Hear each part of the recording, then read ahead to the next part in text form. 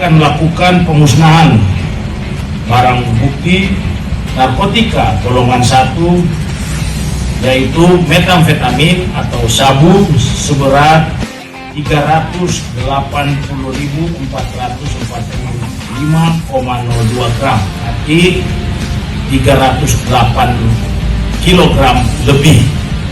Kalau kita lihat dari jumlah ini, kalau beredar di masyarakat, lebih daripada 300.000 orang yang akan terpapar atau minimal kalau dia pengguna 1 gram.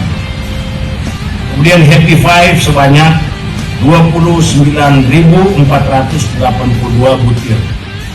29.482 butir. Barang bukti kristal ini akan lebih menggunakan operasi. Kita bekerja sama, Pak Sofyan ini selalu program yang saya rencanakan itu saya bilang knock and talk.